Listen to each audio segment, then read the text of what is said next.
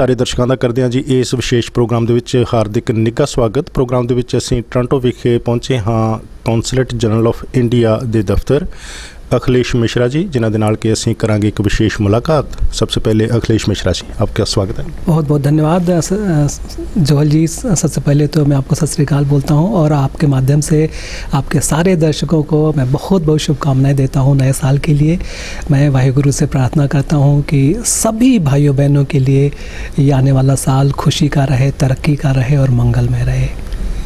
ठीक है जी, आपकी शुभकामनाएं, बहुत बहुत धन्यवाद। और सबसे पहले बताइए कि आप आए टोरंटो में कौंसलेट जनरल भारत के बन के, आपके एक्सपीरियंसेस, आपके तजर्बे कैसे रहे? जोहल जी, मैं टोरंटो में अगस्त 2013 में आया और 2014 एक पूरा साल मेरे लिए बहुत ही अविस्मरणीय रहा। और जिस तरीके का सहयोग, जिस तरीके का सद्भाव, जिस तरह का प्रेम, जिस तरह का अंडरस्टैंडिंग और गुडविल हमको यहाँ न खाली इंडियन कम्युनिटी की ओर से बल्कि होल कैनेडियन सोसाइटी की तरफ से जो मुझे मिला है वो मेरे ज़िंदगी में कभी नहीं भूलने वाले पलों में से शामिल है। और मैं इस बात के लिए बहुत शुक्रगुज़ार हूँ कि मैं जहाँ भी गया हूँ, जिस भी सेगमेंट ऑफ इंडियन कम्युनिटी में गया हूँ, उन सब ने जिस खुले दिल से मुझे स्वीकार किया है और मुझे और मेरे परिवार को उन्होंने अपने परिवार का हिस्सा समझ करके स्वीकार किया है, वो उसके लिए मैं बहुत शुक्रगुज़ार हूँ, सबका बहुत शुक्रगुज़ार हूँ। और साल भर चलते आपने भी अभी एक्सपीरियंस किया होगा कि लोगों की बहुत सारी समस्याएं होती हैं। आपको कौन कौन सी समस्याएं ख़ास तौर पे देखा आपने कि लोग लेकर आ रहे हैं? मैं समझता हूँ कि जो सबसे बड़ी बुनियादी समस्या है कि हर इंसान में तो कुछ कमी है। मैं खुद का भी कोई परफेक्ट इंसान नहीं हूँ, मेरे भी बहुत सारी कमियाँ हैं। मेरे कौंसलेट में भी बहुत सारी कमियाँ हैं, कम आदमी हैं, बहुत तरह के रेगुलेशंस हैं जो कि कॉम्प्लिकेटेड हैं। तो कुल मिला के जो इश्यूज़ आते हैं कम्युनिटी के, वो दो तरह के होते हैं। एक तो ये कि जो रूल्स और रेगुलेशंस हैं उनके बारे में उनको इन्फॉर्मेशन ठीक से नहीं मिलती है, शायद उनको अंडरस्टैंडिंग नहीं है कि प्रोसीजर क्या है, प्रोसेस क्या है। तो इसलिए तो इस समस्या को हल करने के लिए हम लोगों ने कोशिश काफ़ी की है कि जो हमारे वेबसाइट पे इंफॉर्मेशन है उसको हम और क्लैरिफाई करें, उसको जितने सिंपल लैंग्वेज में हम स्पेल आउट कर दें कि उसके लिए प्रोसेस क्या है, रिक्वायरमेंट्स क्या है। और दूसरा ये है कि लोगों को अगर क्वेरीज आते हैं तो उनका हम तुरंत और जल्दी से जवाब दें। तो इन दो अप्रोचेस को अपना के हम लोगों ने किया है कि जो इंफॉर्मेशन गैप है वो कम किया जाए। ठीक है। और दूसरा ये है कि कौंसलेट में लोगों को उम्मीद है कि जो सर्विसेज मिलें, चाहे वीज़ा हो या पासपोर्ट हो या अटेस्टेशन हो या बहुत तरह के सर्टिफिकेट्स हों, तो वो उनकी ये इच्छा है, उनकी बहुत जेन्युइन लेजिटिमेट उनकी विश है कि सर्विसेज ट्रांसपेरेंटली मिले, टाइम बाउंड मैनर से मिले और उसमें डिले नहीं हो, और कुछ जो इमरजेंसी सिचुएशंस है उनके लिए हम रिस्पॉन्ड करें। तो वो भी हमने बहुत सीरियसली एक चैलेंज के रूप में स्वीकार किया है। और मुझे बहुत खुशी होती है ये आपको बताते हुए, आपके दर्शकों को बताते हुए कि पिछले एक साल में हम लोगों ने इतनी लगातार मेहनत की है और जितने भी पुराने जो बैकलॉग केसेस थे वो सब क्लियर कर दिए हैं। अच्छा जी। हाँ, और अब हम रोज जो इश्यूज़ हैं वो हैंडल कर रहे हैं। तो इससे मुझे बहुत उम्मीद है कि आम जनता को इसमें काफ़ी सहूलियत मिलेगी और राहत मिलेगी कि जो पहले होता था कि 3 महीने 4 महीने 5 महीने केस पेंडिंग पड़ा हुआ है, उसमें कोई जवाब नहीं मिल रहा है, कोई फीडबैक मिला, तो वो बात बीत गई। तो अगर किसी तरह जो डिले है वो हमारे यहाँ से कौंसलेट की ओर से नहीं होगा। हाँ, और कुछ इश्यूज़ हैं जिनमें कि हमें इंडिया से रेफरेंस लेना पड़ता है, इंडिया से अप्रूवल चाहिए, उसके बिना नहीं हम कर सकते हैं। तो वो प्रोसेस भी हम लोग कोशिश करते हैं कि उनको जिससे फॉलोअप किया जाए, एक्सपेडाइट किया जाए, जिससे कि जो एप्लीकेंट्स हैं उनको एक टाइमली फीडबैक तो मिले, क्योंकि वो अपनी यात्रा प्लान कर सकें, अपना जो उनका पर्पज़ है वो टाइमली प्लान कर सकें। अच्छा, जो हमारे कुछ सीनियर्स हैं, जो वो लोग जिनको वेबसाइट का इतना अभी भी पता नहीं है, बेशक वो कनाडा में रहते हैं, उनके लिए कम्युनिकेशन या इन्फॉर्मेशन देने का कोई सोल्यूशन और बेटर हो सकता है? अनफॉर्चुनेटली दुनिया के सभी जो देश हैं वो तो अब ऑनलाइन ही एप्लीकेशन एक्सेप्ट करते हैं। जैसे पासपोर्ट है तो पहले हाथ से लिख के पासपोर्ट जमा, तो वो तो नहीं होता है। वीज़ा भी अब हाथ से नहीं सबमिट कर सकते हैं। तो वो तो जो ग्लोबल ट्रेंड है, ग्लोबल रिक्वायरमेंट है, वो हम भी उसको ही फॉलो कर रहे हैं। ठीक है। तो इसमें मुझे लगता है कि कम्युनिटी की ओर से कुछ ऐसी सपोर्ट की फैसिलिटीज़ आनी चाहिए कि अगर इस तरह के लोग हैं जो कि कंप्यूटर लिटरेट नहीं है, तो उनके सपोर्ट करने के लिए कम्युनिटी की ओर से क्या कोई इनिशिएटिव हो सकता है? क्योंकि कॉन्सुलेट में तो वो रिक्वायरमेंट है, वो ग्लोबल प्रोसेस है कि पासपोर्ट का एप्लीकेशन या वीज़ा का एप्लीकेशन अब हाथ से लिख के तो नहीं हो सकता है, क्योंकि हाथ से लिखा पासपोर्ट तो कहीं एक्सेप्ट नहीं होगा। ठीक है। हाथ से लिखा वीज़ा तो कहीं एक्सेप्ट नहीं होगा। तो ऑनलाइन एप्लीकेशन का जो प्रोसेस है वो तो मैंडेटरी है अब। ठीक है। और उसमें कोई तरीका आप भी सोचें, अगर मेरी ओर से कुछ सहयोग हो सकता है तो हम लोग ज़रूर करेंगे। ठीक है जी, क्योंकि आपने सजेशंस कम्युनिटी की पूरे 1 साल में बहुत ज़्यादा ली हैं और बहुत सी सजेशंस पे आपने काम भी किया है, और इसमें बहुत बड़ी जो एक समस्या फेस कर रहे थे लोग आपके आने से पहले भी, वो थी जो BLS हमारे दफ्तर हैं जहाँ पे स्कारबोरो में और ब्रैम्पटन में, उनमें जो सर्विसेज मिल रही हैं, बेशक आपने लिख के बाहर भी लगाया हुआ है कि जो कोई प्रॉब्लम हो वो आपको ईमेल की जाए, आपने बहुत सारी उसमें सॉल्व करने की कोशिश भी की, पर थोड़ा बताइए कि BLS की जो पूरी की पूरी समस्या है अभी लोगों की, वो सॉल्व नहीं हो पा रही। नहीं, इसमें मैं काफ़ी शर्मिंदा महसूस करता हूँ, और इसमें जो इस तरह की हमारे सर्विस सीकर्स को जो मुश्किल हो रही है उसको मैं खुद बहुत महसूस करता हूँ। और पिछले 1-1.5 साल से मैं कोशिश कर रहा हूँ कि BLS की सर्विसेज को इम्प्रूव करें, लेकिन वो नहीं हुई है। तो इसमें अनफॉर्चुनेटली BLS ने जो कॉन्ट्रैक्ट लेने के लिए उन्होंने जो सर्विस का अमाउंट है वो $7.4 कैनेडियन डॉलर बिड किया था, जो कि बहुत अनरियलिस्टिक है। सही कैनेडियन स्टैंडर्ड की सर्विस देने के लिए कम से कम 25-30 कैनेडियन डॉलर खर्चा चाहिए। तो वो जो मॉडल BLS ने अडॉप्ट किया है वो इनहेरेंटली फ्लॉड है। ठीक है। हाँ, और इस विषय में मैं गवर्नमेंट ऑफ इंडिया को, दिल्ली को लगातार मैं सेंसिटाइज कर रहा हूँ कि उनकी जो सर्विसेज हैं वो हम लोगों की बहुत कोशिश के बावजूद इम्प्रूव नहीं हो रही हैं, और उनकी वजह से हमारे लाखों वीज़ा एप्लीकेंट्स हैं और जो सर्विस सीकर्स हैं उनको मुश्किल हो रही है। तो इस मामले में मैं कम्युनिटी के साथ हूँ, और मैं भी बहुत जी तोड़ से कोशिश कर रहा हूँ कि दिल्ली में इसके विषय में कोई डिसीजन लिया जाए। और अनफॉर्चुनेटली BLS एक प्राइवेट कंपनी है, लेकिन उसकी जो इनएफिशिएंसी है उसका सीधा असर मेरे ऊपर पड़ता है, उसका सीधा असर कॉन्सुलेट के ऊपर पड़ता है, और पूरी जो इंडिया की रेपुटेशन है वो तो ख़राब होती है। तो इसीलिए मैं इस विषय को बहुत सीरियसली लेता हूँ, और मेरी उम्मीद है कि इनके विषय में कुछ निर्णय लिया जाएगा दिल्ली में। ठीक है। और एक समस्या जो बहुत बड़ी BLS के मामले में ये भी थी लोगों की कि पासपोर्ट कभी तो वो बोलते हैं आप पिक कर लो, कभी बोलते हैं नहीं जी डाक से भेजेंगे, और बहुत बार ये होता है कि लोगों के पासपोर्ट मेल में गुम हो जाते हैं। सर, इसकी कोई आपको पता है? ये शिकायत बहुत बड़ी है। पहली बात ये है कि जो कुरियर सर्विस का यूटिलाइजेशन है वो एक ऑप्शनल सर्विस है। हाँ, क्योंकि कई एप्लीकेंट्स हैं जिनको जा करके कलेक्ट करना जाके कलेक्ट करना आसान नहीं लगता है। कई लोग हैं जो कि चाहते हैं कि $20 लगता है कॉन्सुलेट चार्ज, लेकिन इससे हमको आना जाना और इसमें बहुत सारी जो सुविधा होती है खुद जाके पिकअप करने में, उससे बच जाते हैं। तो कुरियर का सर्विस है वो एक ऑप्शनल सर्विस है हम लोग के नज़रिए में, कि जो चाहते हैं वो करें और जो नहीं चाहते हैं वो जा करके BLS से पिकअप करें। तो लेकिन मुझे लगातार इसके बारे में शिकायतें आ रही हैं कि कई बार जो एप्लीकेंट्स आते हैं उनको किस तरह से मजबूर किया जाता है कि वो उनके BLS की कुरियर सर्विस इस्तेमाल करें। तो ये ठीक नहीं है। तो इस विषय में अगर किसी भी को भी मजबूर किया जाता है BLS की ओर से कि उनका कुरियर सर्विस ही इस्तेमाल करें और खुद जाकर के पिकअप नहीं कर सकते हैं, तो उसके बारे में मुझे ज़रूर रिपोर्ट करें। ठीक है जी। और दूसरा ये है कि जो कुरियर सर्विस है, तो कुरियर सर्विस तो कैनेडियन कुरियर सर्विस है। तो अगर जो कैनेडियन कुरियर सर्विस ठीक से डिलीवर नहीं कर पा रही है तो ये दूसरा इशू है, वो कॉन्सुलेट के हाथ में तो नहीं है। ठीक है जी। और दूसरा इशू जो बहुत बड़ा बन के आ रहा था अभी कि वो 5 साल का वीज़ा लेने में लोगों को काफ़ी दिक्कत है, क्योंकि लैंडिंग पेपर वगैरह की कंफर्मेशन लेने के लिए भी काफ़ी दिक्कतें लोगों को आ रही हैं। 5 साल का वीज़ा क्यों इतना डिफ़िकल्ट कर दिया सर?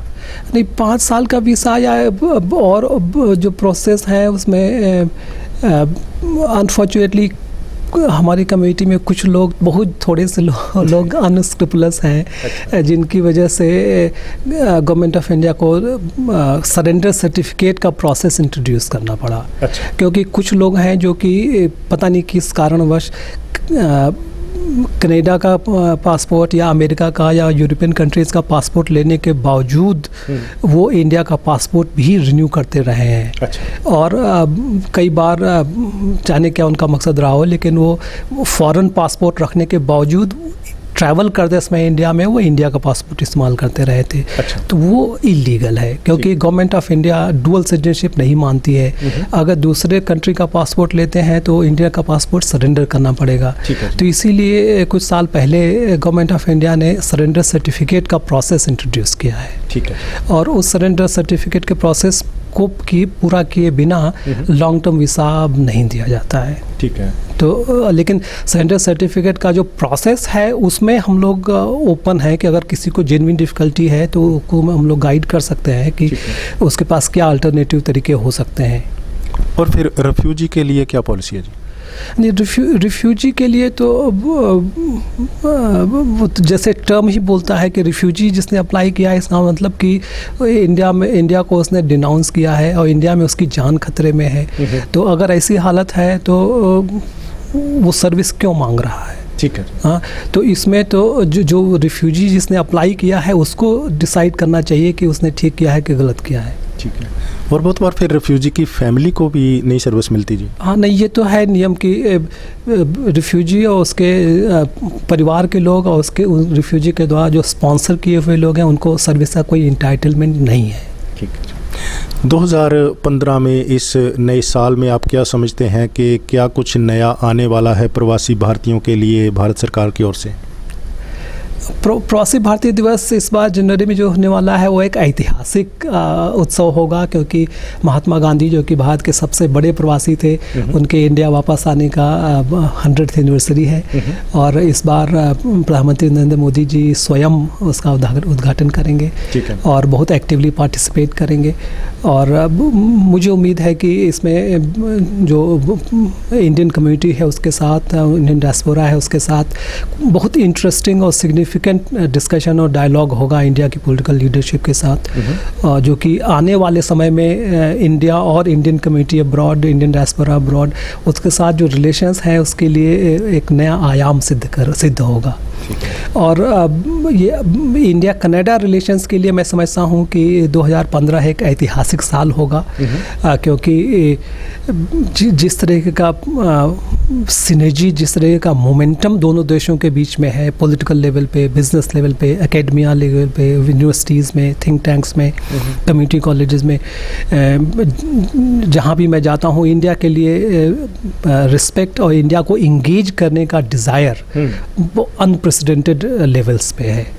और मोदी जी के आने के बाद जो इंडिया में डिसीजन मेकिंग प्रोसेस है वो बहुत एक्सपेडाइट हुई है, उसमें अनप्रेसिडेंटेड ट्रांसपेरेंसी आया है और उस प्रोसेस में दुनिया भर के लोगों का विश्वास बहुत बढ़ा है। तो मैं समझता हूँ कि आने वाला साल 2015 में इंडिया और कनाडा के संबंध है वो बहुत ऊपर पहुँच जाएंगे। ठीक है। और अब मैं ये भी प्रार्थना करता हूँ कि इंडियन कम्युनिटी यहाँ कनाडा में उसके साथ मिल के काम करने का मौका मिलेगा मुझे। और हमेशा मैं कम्युनिटी के साथ हूँ। कोई भी इश्यूज़ हैं कम्युनिटी के लिए तो उनको समझे कि हम दोनों मिल के किस विचार कर सकते हैं कि उनको कैसे रिजॉल्व किया जाए। और हमारे प्रधानमंत्री जी न्यूयॉर्क में अनाउंस करके गए थे कि OCI और PIO दोनों स्कीम्स को मर्ज करने जा रहे हैं, तो अभी उसका कुछ इस नए साल में होने वाला जी? मुझे पूरी उम्मीद है कि इस विषय में कुछ निर्णय जरूर लिया जाएगा।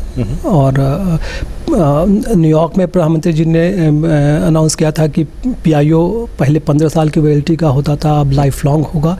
तो वो हो चुका है कि न्यूयॉर्क की विजिट ख़त्म होते होते नोटिफिकेशन तुरंत आ गया था। तो अब प्रवासी भारतीय ये पीआईओ कार्ड होल्डर्स को लाइफ लॉन्ग वैलिडिटी का डॉक्यूमेंट मिला है। अभी पहले था कि 6 महीने से ज़्यादा स्टे करने के लिए रजिस्टर करना पड़ता था पुलिस के साथ, अब वो भी नहीं करना पड़ेगा। ठीक है। और क्योंकि वीज़ा का ये इशू सारा साल रहता है हमारे इधर लोगों का, आप क्या सजेस्ट करना चाहेंगे कॉन्सुलेट जनरल होने के नाते कि उनको वीज़ा अप्लाई करना चाहिए, पीआईओ अप्लाई करना चाहिए, ओसीआई ले लेना चाहिए, क्या करना चाहिए? ये इंटाइटलमेंट इशू की बात है कि अगर मान लीजिए कोई पीआईओ या ओसीआई के लिए इंटाइटल्ड है तो मेरे हिसाब से वो ज़्यादा अच्छा रास्ता है, क्योंकि पीआईओ अब तो अब लाइफ लॉन्ग हो गया है। और मुझे उम्मीद है कि ओसीआई और पीआईओ दोनों के जो प्रोसेसेस हैं वो मुझे बहुत उम्मीद है कि सिंप्लीफाई किए जाएंगे। तो जो एप्लीकेशन प्रोसेस है वो अगर थोड़ा और इजी हो जाए, थोड़ा और सिंपल हो जाए, तो मुझे उम्मीद है कि इंडियन कम्युनिटी को बहुत आसानी रहेगी कि वो पीआईओ या ओसीआई ले ले। ठीक है। बहुत से लोगों को ये डर के, ये कोई वहम है उनके मन में, ओसीआई इसलिए नहीं लेते कि शायद उनकी कैनेडियन सिटीजनशिप को कुछ हो जाएगा। नहीं, ये धारणा बिल्कुल गलत है, क्योंकि ओसीआई या पीआईओ एक फॉरेन नेशनल है, फॉरेन सिटीजन है, और ओसीआई और पीआईओ इंडिया की नेशनलिटी नहीं देते हैं। हाँ, और ये एक तरह से एक इनोवेशन है जो कि उनकी इंडिया में आने जाने की और इंडिया में काम करने की, इंडिया में स्टडी करने की, इंडिया में एम्प्लॉयमेंट की जो फंक्शनल रिक्वायरमेंट है एंगेजमेंट की, वो फुलफिल की जाए। लेकिन उनकी कैनेडियन नेशनलिटी या अमेरिकन नेशनलिटी पे कोई असर नहीं पड़ेगा। ठीक है। हाँ। तो वीज़ा ऑन अराइवल की पॉलिसी कहाँ तक पहुँची है जी? अब वीज़ा ऑन अराइवल की फैसिलिटी अभी तक 43 कंट्रीज़ को मिल चुकी है। अच्छा जी। कनाडा उसमें है? कनाडा उसमें नहीं है अभी फिलहाल, क्योंकि जो प्रोसेस है वो स्टेप बाय स्टेप एक्सपैंड किया जा रहा है। पहले कुछ कम कंट्रीज़ को ये फैसिलिटी अवेलेबल थी, फिर मोदी जी के आने के बाद उसको एक्सपैंड किया गया है। ओके। अब जब कनाडा भी उसमें आ जाएगा तो भारतीय मूल के लोग जो कनाडा में होंगे उनके लिए वीज़ा ऑन अराइवल का क्या मीनिंग होगा जी? नहीं, वो हाइपोथेटिकल सिचुएशन पे नहीं करना चाहिए, लेकिन जिन कंट्रीज़ को वीज़ा ऑन अराइवल फैसिलिटी मिली हुई है वो तो एक बहुत बड़ी सुविधा है कि बिना कहीं गए वो ऑनलाइन वो अप्लाई कर लीजिए और आपको काफ़ी इजी एक्सेस मिलती है इंडिया में, हैसल फ्री एंट्री मिलती है इंडिया में।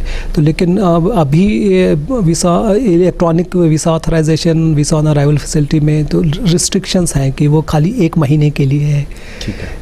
अगर किसी को लंबे समय के लिए रहना है तो अभी भी उसको वीज़ा लेकर। एक बहुत लंबा समय ये टोरंटो के एरिया के सिख कम्युनिटी की जो दूरी है कॉन्सुलेट से बनी रही है, आपने उस दूरी को कम करने के लिए क्या किया जी? मैं ग्रेटर टोरंटो एरिया में जो सिख भाई बहन हैं उनका बहुत आभारी हूँ, क्योंकि मुझे टोरंटो में आए हुए जितना समय हुआ है उसके दौरान मैंने बहुत सारे सिख भाई बहनों के फंक्शंस को मैंने अटेंड किया है, पार्टिसिपेट किया है, और हर फंक्शन में जिस वार्म्थ के साथ, जिस अफेक्शन के साथ उन्होंने हमें रिसीव किया है उसके लिए हम लोग बहुत आभारी हैं। और मैं समझता हूँ कि अगर उनके साथ हम इंगेज नहीं करते थे तो हम बहुत बड़े नुकसान में थे। और जितना प्यार, जितना मोहब्बत और जितनी सच्ची जिंदा दिली और हॉस्पिटलिटी उस कम्युनिटी में है वो सबसे ज़्यादा पॉजिटिव एक्सपीरियंस है मेरे लिए। ठीक है। तो बहुत बार लोगों के मन में ये डर होता था कि मैं कॉन्सुलेट में चला गया या चले गई, कहीं मुझे भारत का एजेंट ही ना समझ लिया जाए। इसके बारे में क्या कहना चाहते हैं? ये सब गलत धारणा है कि कॉन्सुलेट एक पब्लिक ऑफिस है और हम सबके साथ मिल के काम करना चाहते हैं। सबका अलग अलग नज़रिया होता है। ये जरूरी नहीं है कि हर इशू पर हर किसी से हमारा नज़रिया मिलता हो, और हर इंसान का अपना जो नज़रिया है उसका हक है ठीक है। तो कौंसलेट में मैं समझता हूँ कि एक कौंसल जनरल होने के नाते मेरा ऑफिस सबके लिए खुला है। ठीक है। कभी किसी के पास कोई इशू है, किसी के पास कोई कंप्लेन है, किसी के पास कोई ग्रीवांस है या कुछ भी मुद्दे हैं, तो वो मुझे सबसे पहले तो ईमेल के थ्रू मुझे लिख के संपर्क कर सकते हैं, और अगर ज़रूरत होगी तो हम मिलने के लिए भी हमेशा तैयार हैं। और अब इसके बारे में कोई चिंता नहीं होनी चाहिए कि अगर मुझसे मिलते हैं या हाथ में डाल लेते हैं तो मेरे एजेंट हो जाएंगे, जहाँ पिट्ठू बन जाएंगे, जहाँ तलवे चाटने वाले हो जाएंगे। नहीं, ये इस तरह की बात मैं सोच भी नहीं सकता हूँ, क्योंकि मैं हर इंसान को एक ही जैसा समझता हूँ। ठीक है। हर इंसान का मैं आदर करता हूँ, तो चाहे वो अमीर हो या गरीब हो या किसी भी कम्युनिटी का हो, मैं उसको एक बहुत आदरणीय गेस्ट के रूप में देखता हूँ। जो कोई भी कॉन्सर्ट में आता है, मुझसे मिलता है, मैं सबको एक ही तरह से नज़र से देखता हूँ। ठीक है जी। और इसमें तलवे चाटने वाली बात या एजेंट होने की बात ठीक नहीं। ठीक है जी। अच्छा, ये थोड़ा बताइए कि आपके पास Ontario Sikhs and Gurdwara council का एक डेलीगेशन आया था, उन्होंने आपको एक मेमोरेंडम दिया था प्रधानमंत्री जी के नाम पर बंदी सिखों की रिहाई के लिए, उसका क्या किया आपने? मैंने जैसा कि आश्वासन दिया था कि सिख समुदाय की ओर से जो रिप्रेजेंटेटिव्स मुझे मिलने आए थे, उनके जो कंसर्न्स हैं उनको मैं अप्रिशिएट करता हूं, और मैंने उनके मेमोरेंडम को तुरंत जैसे मिलने की मीटिंग के बाद ही मैंने अपने जो नॉर्मल चैनल है विदेश मंत्रालय के थ्रू मैंने कन्वे कर दिया है। अच्छा। और दिल्ली से मुझे कोई फीडबैक मिलेगा तो मैं ज़रूर कम्युनिटी के साथ शेयर करूँगा। अच्छा, वो बंदई सिखों की रिहाई का मसला इंटरनेशनली सिखों ने बहुत उभारा है। अभी भी भारत की एम्बेसी के बाहर ओटावा में भूख हड़ताल रोज़ाना सिख कर रहे हैं, इसके बारे में कुछ कहना चाहते हैं? इसके बारे में मुझे कहना उचित नहीं है, क्योंकि जो स्पेसिफिक्स हैं वो तो हाई कमीशन ओटावा में है, वो बता सकती है क्या हो रहा है। लेकिन यहाँ टोरंटो में मुझसे जो भाई बहन सिख कम्युनिटी के जो रिप्रेजेंटेटिव्स मिलने आए थे, मैंने उनको धन्यवाद दिया कि उनके जो ग्रास रूट लेवल के जो इश्यूज़ हैं, उनकी जो फीलिंग्स हैं, उनका मुझ तक पहुंचना, गवर्नमेंट ऑफ इंडिया तक पहुंचना काफ़ी इम्पोर्टेंट है। तो मैं समझता हूं कि जो भी इश्यूज़ हैं उनको हमको अगर डिग्निफाइड डिसेंट तरीके से, सिविलाइज तरीके से हम तक कन्वे कर दिया जाए, तो इसमें हम दोनों का ये इंटरेस्ट बनता है कि उन इश्यूज़ को हम कैसे रिजॉल्व कर सकते हैं। ठीक है। तो कोई भी इशू है, मैं समझता हूँ कि उचित तरीका यही है कि आप मुझसे मिल लें, आप अपने इश्यूज़ हैं मुझे एक्सप्लेन कर दें, और जो कुछ भी मैं कर सकता हूँ वो मैं ज़रूर करूँगा। अच्छा, एक बात आजकल बहुत है कि भारत का वीज़ा काफ़ी लोगों को रिफ्यूज़ होने लगा है। उसमें बहुत से लोग ये कहते हैं कि हम भारत के खिलाफ तो कुछ नहीं बोलते, अगर हम ह्यूमन राइट्स पे भी बोलते हैं तो वीज़ा रिफ्यूज़ होने का डर रहता है। इस बारे में कुछ कहना चाहते हैं? नहीं, हम गवर्नमेंट ऑफ इंडिया का वीज़ा रिजीम दुनिया में सबसे ज़्यादा लिबरल है। अच्छा। हाँ, आप ये सोचिए कि कनेडियन हाई कमीशन और कॉन्सुलेट्स के 40% या उससे ज़्यादा एप्लीकेशंस को रिजेक्ट करते हैं। ठीक है। तो आप इस तरह की शिकायत मत करें। मतलब अगर कोई ह्यूमन राइट्स पे बोलता है तो उसको वीज़ा रिफ्यूज़ होने का डर नहीं है? हम इश्यूज़ पे नहीं जाएंगे, वो हर केस को स्पेसिफिक इशू के रूप में डील किया जाता है, और हर कंट्री का ये राइट है, सॉवरेन राइट है कि वो किसको अपने कंट्री में वेलकम करना चाहती है, किसको वेलकम नहीं करना चाहती है। ठीक है। तो स्पेसिफिक वीज़ा केसेस पे मैं कुछ कमेंट नहीं कर सकता हूँ। ठीक है जी। तो लो जी, अखिलेश मिश्रा जी, अज दे प्रोग्राम दे विच नया साल सर, इसके बारे में हमारे दर्शकों को खास तौर पे आप कुछ कहना चाहते हैं? मैं एक बार फिर से सभी दर्शकों को बहुत बहुत धन्यवाद देता हूँ कि एक साल में जिस तरीके से इंडियन कम्युनिटी ने हम सब लोगों को सहयोग दिया है, जिस तरह से हम लोगों को वेलकम और हॉस्पिटलिटी दी है, उसके लिए बहुत आभारी हैं। और मैं चाहता हूँ कि आने वाले साल में हम लोग और नज़दीकी से और क्लोजली मिल के काम करेंगे। और अब मेरी वाहिगुरु से, ईश्वर से प्रार्थना है कि सब के लिए मंगलमय हो आने वाला साल। नानक नाम चढ़ती कला, तेरे भाणे सरबता भला। शुक्रिया। तो लो जी, अखिलेश मिश्रा जी जो कि कौंसलेट जनरल टोरंटो ਦੇ ਵਿੱਚ ਭਾਰਤ ਦੇ ਹਨ, ਵਿਸ਼ੇਸ਼ ਪ੍ਰੋਗਰਾਮ ਦੇ ਵਿੱਚ ਪੇਸ਼ ਹੋ ਰਹੇ ਸੀ, ਤੇ ਇਸ ਪ੍ਰੋਗਰਾਮ ਦਾ ਸਮਾਂ ਹੁਣ ਇੱਥੇ ਸਮਾਪਤ ਹੈ। ਸਤਿ ਸ਼੍ਰੀ ਅਕਾਲ।